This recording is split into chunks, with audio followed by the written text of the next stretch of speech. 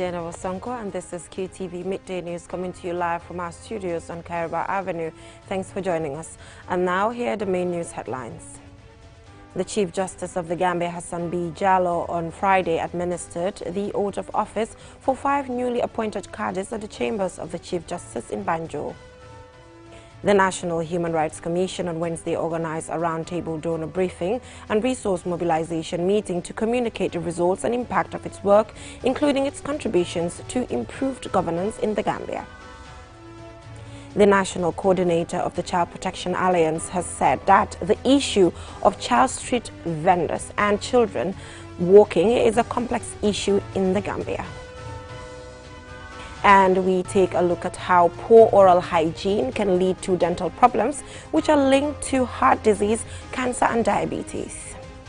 Those were the main headlines, and now the news in detail. Do stay with us.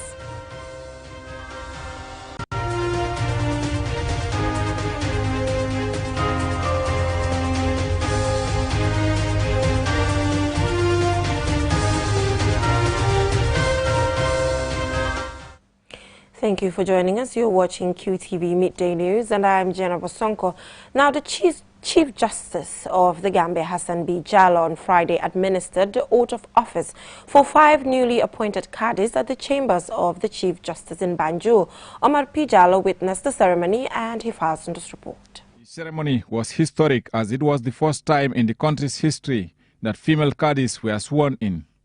The 5 newly sworn-in cadis are Kadi Bakari Toure, Kadi Basiru Ba, Kadi Suleiman Masane Sise, Kadi Fatima Sow, and Kadi Mariama Jata were selected by the Judicial Service Commission from a larger pool after a careful examination based on qualifications and competency.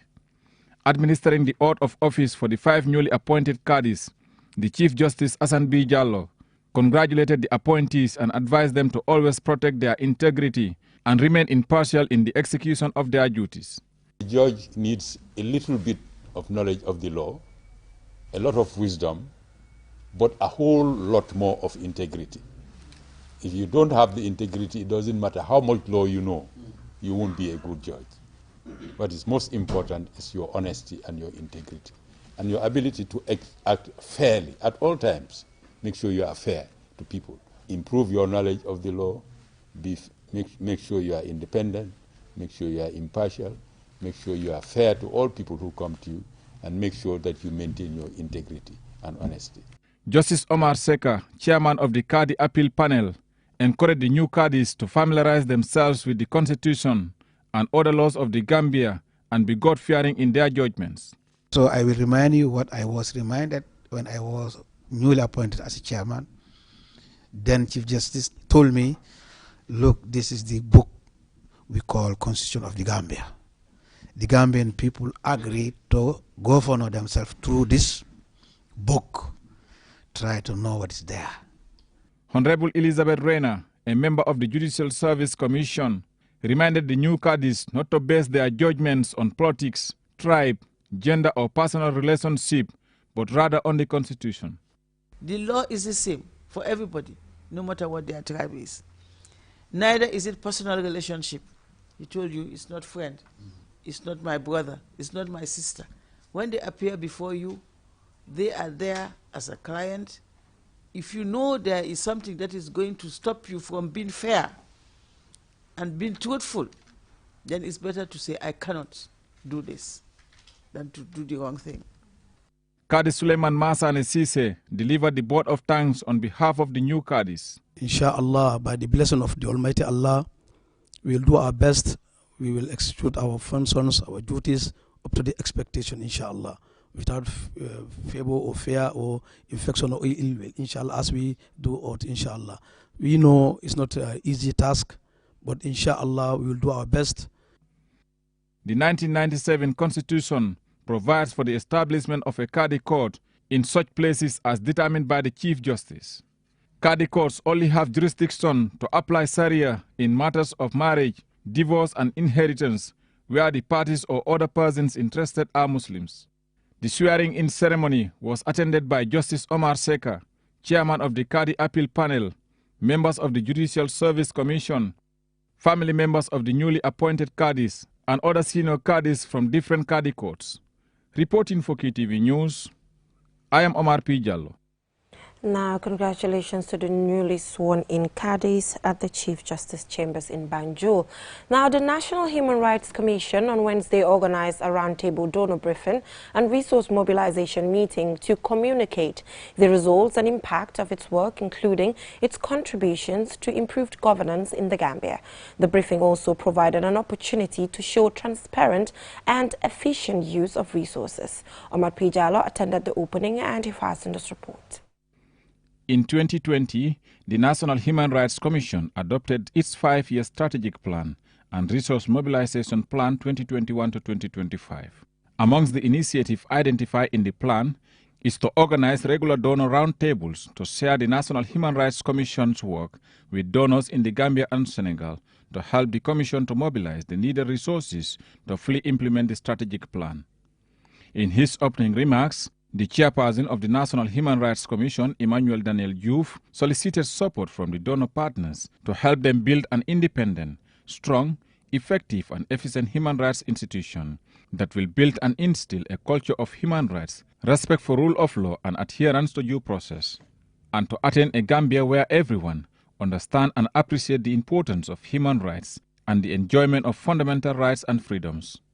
In a bid to restore democracy, good governance, respect for human rights, and the rule of law, the coalition government of President Adama Barrow in 2017 embarked on a transitional justice process to address the human rights violations and abuses of the former regime. The United Nations resident coordinator in the Gambia, Sarafin Wakana, reaffirmed the UN's commitment to continue supporting the National Human Rights Commission in ensuring its mandate is realized to ensure the Gambia upholds its human rights obligations, including the promotion and protection of human rights principles, for which the National Human Rights Commission is the lead institution in the process. We worked closely with the National Human Rights Commission to support advocacy efforts in advancing the rights of persons living with disabilities and migrants. I want here to seize the opportunity and urge all UN agencies who continue to reach out to National Human Rights Commission. The Attorney General and Minister of Justice Dauda A. Jallo said the government of the Gambia has set up a path to respect and promote human rights by establishing the National Human Rights Commission as a permanent and independent body whose function is to promote and protect human rights in the Gambia. Minister Jallo implored donors to support the Commission to fully implement its strategic plan. Government alone cannot do it.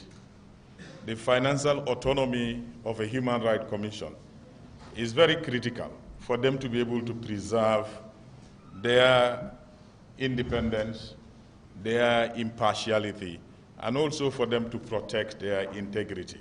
The Deputy Permanent Secretary at the Ministry of Finance and Economic Affairs, Mamadou Tal, who represented the Minister of Finance and Economic Affairs, said significant financial resources are required to enable the Commission to achieve its goal as set out in the 5-year strategic plan. Tal commended the development partners for their continuous support and commitment to the building of a culture of respect for human rights in the country. And reiterate once again and continued support of the government to work with the Commission. My ministry will continue to work with the National Human Rights Commission to enable it to achieve its aims and effectively fulfill the goals of its 5-year strategic plan. Officials are hopeful that the roundtable discussion will help the Commission mobilize from development partners and private citizens at least 40% of the total funds needed for the effective implementation of its strategic plan. Reporting for KTV News, I am Omar P. Jallo. Now, the National Coordinator of the Child Protection Alliance has said that the issue of child street vendors and children walking is a complex issue in the Gambia. Lamin Fati made this remark while speaking about the protection of children's rights. Zainab Haidara visited him and she has this report. For people to understand, respect policies and are sensitized on issues relevant to children. Lamin Fati, the National Coordinator, the Child Protection Alliance, says, Child Protection Alliance is not relenting in the advocacy for children's rights and protection. We know the issue of having to create that public awareness around issues of children, to create that understanding in terms of improving on their knowledge and understanding. You know, we have done a great work compared to 2000, 2001, when you talked about issues of child rights. We know the connotation that it has been always been given. We have other series of acts. We talked about the Trafficking in Person Act 2007. You talked about the Tourism Offence Act. You talked about the Domestic Offence Act. All these acts, basically, when you look at them, they have an element of child protection.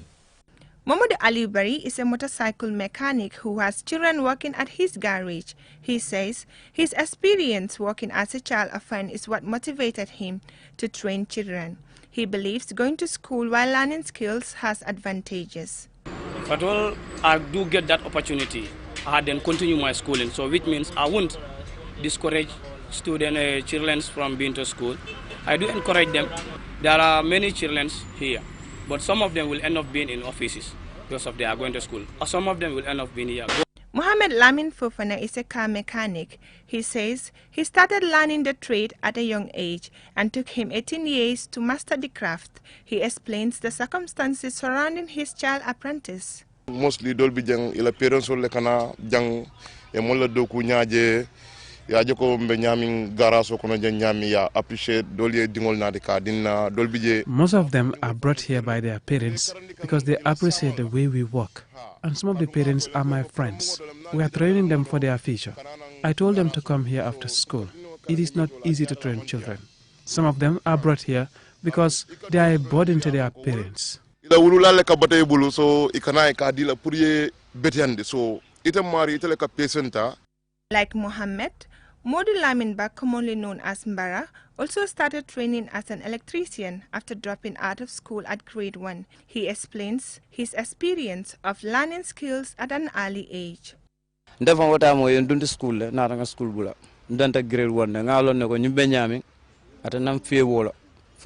going to school, but I stopped at grade 1 because the condition did not favor me.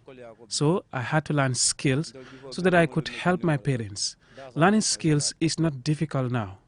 During our time, we didn't have breakfast. We would wake up at 5 a.m. and go to the garage. The lunch at the garage was also too small to feed all of us. But now, these children eat before coming to work. Lamin Fati explains what is expected from stakeholders in protecting children's rights. I think we also should be able to have a proper reflection as to how do we further engage the community. With all fairness, we need to be quite objective around this, that we need to do more in terms of communities trying to understand these issues. But also to understanding this issue, for me, only understanding them will not change. Child protection needs some heavy investment. It's an expensive venture. And unless and until we don't see those resources forthcoming to create that conducive environment for children, parents will continue subjecting their children because it's about survival. According to the International Labour Organization, ILO, the term child labor is work that deprives children of their childhood, their potential and their dignity, and that is harmful to their physical and mental development. Whether a particular form of work can be called child labor, it depends on the child's age, the type and hours of work performed, the condition under which it is performed, and the objectives pursued by individual countries. The answer varies from country to country as well as among sectors within countries. As we find while doing this story here in the Gambia, there are many reasons why we see so many children working. For QTV News, I am Zainab Haidara. From that story by Zainab Haidara, we will now go for a short commercial break. And when we come back, we have some more local news for you. Do stay tuned. With so many things to do in a single day, it's important to have a network you can trust. When there's family and friends to connect with and business calls to make, you need a network that is reliable and fast. Talk longer, browse faster, go farther, and roam wider. When your network is solid, the world is your oyster. QCell, your trusted network, in the Gambia.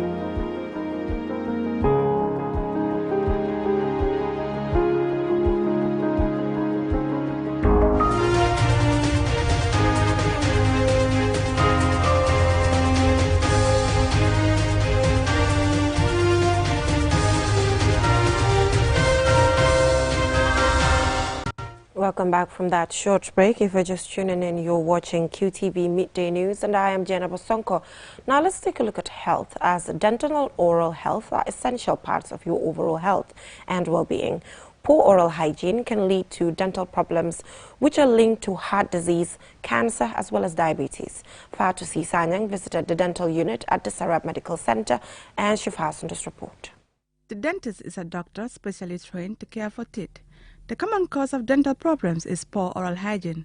Among the most problems are tooth decay, gum disease, gingivitis, bad breath, cracked or broken teeth, root infection, enamel erosion.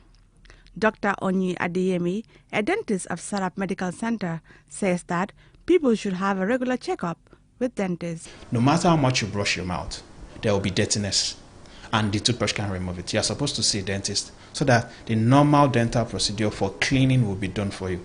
When the dentist does that, he's going to notice if you have any cavity and do a procedure for you that would stop it, instead of you waiting till the problem comes as pain before you solve the problem. The ideal thing is see a dentist at least every 6 months. Once you do that, then you'll be fine. Dr. Adeyemi gave advice on how to maintain a healthy tooth routine. All these things about herbal or charcoal, whitening, lightening, doesn't make any sense. There's a reason why you should go for the fluoride-containing toothpaste. It helps strengthen your teeth. No matter what people say with other different articles, fluoride has been proven and tested to work. So whenever it is, use a fluoride-containing toothpaste. There are so many toothpaste in the Gambia. Look for a fluoride-containing toothpaste. Use that and you will be fine. Brush at least twice every day. Make sure when you brush at night is the last thing you do. Because when you brush at night, you've removed every food particle that the bacteria in your mouth would act on. And it saves you a lot of stress. On beliefs and taboos about tooth problems during pregnancy, many people don't go to dentists because they say it is expensive. Dr. Adeyemi tells us why the charges for the services are high. Running a dental practice is very costly. We don't manufacture anything that has to do with dentistry in Africa. From the dental equipment to the dental consumables, everything is imported. And these things are very, very costly. And dentistry is expensive all over the world. Ida A. Keita is a dental assistant at Sarab Medical Center. She explains why she's interested in dentistry, what she's learning, and her plans. I want to become a dentist one day. I love helping people. Yeah. Most of the time, even at my area, I do help. When I see people with dental problems, I give you advices, or even sometimes I can help, yeah, to do filling for you free and give medication too. I am learning so many things. I can say all, but cleaning, extraction, denture. My future plans are to one day have my own clinic and to be helping people with dental problems. Maintaining healthy teeth and gums is a lifelong commitment. The earlier you learn proper oral hygiene habits, such as brushing, flossing, and limiting your sugar intake, the easier it will be to avoid costly dental procedures and long-term health issues. For QTV News, I am Fatou Sanyang. Interesting piece there by Fatou Sanyang. Now, the people of Yero Bawol village in Woolly West district of the Upper River region have been hit by water scarcity. Residents say they have a single well that they have been using for over 36 years, and the water is unsafe for drinking. Fodemane has more. The scarcity of water not only affects residents of Yero Bawol, but also over 20 villages, whose people use Yero Bawol Health Center for their healthcare needs. The women and children wake up at 5 a.m. and walk 3 kilometers daily to Kolibantam village to get water for domestic use. Sometimes they use donkey carts to carry the heavy load. According to village Alcalo Alfuseni Ba, a hand pump was installed in the village 16 years ago, which is also faulty.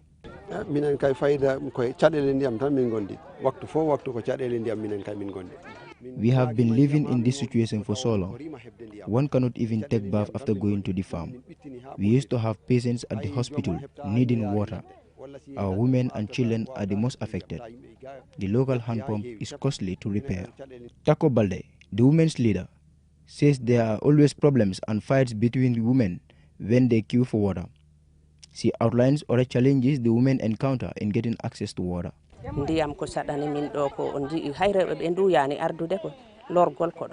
The water problem in our village is unbearable. This is the only source of water we have for all our domestic use. We need cleanliness, but we cannot get that. Almost all our women are affected with waist pain due to the pumping, which hardly brings water at times. We want to do gardening, but we cannot do it without water. We need help. Famara Sabali is the youth leader of the village. He has this to say. We have a hand pump that frequently breaks down, and when that happens, we go 3 to 4 days without water. Our people go to other villages to get water. Even the hospital does not have water, and we have animals that also need water. We need support from the government or philanthropists to come to our aid. The water scarcity has affected the village so much that most of parents don't send their girls to school. They prefer keeping them at home to help fetch water for them. The people of this community are hopeful and praying that help will come soon. Reporting for QTV News, I am Fode Mane.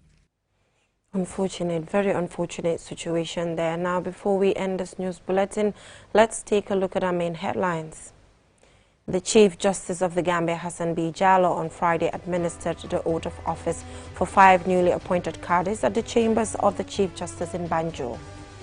The National Human Rights Commission on Wednesday organized a roundtable donor briefing and resource mobilization meeting to communicate the results and impact of its work, including its contributions to improved governance in the country. The National Coordinator of the Child Protection Alliance has said that the issue of child street vendors and children walking is a complex issue in this country. We visited Serap Medical Center dental unit to find out how poor oral hygiene can lead to dental problems which are linked to heart disease, cancer and diabetes. Well, I'm afraid that is all we have time for in this edition of QTV News. Join me at 8 p.m. for more news. Thanks for watching.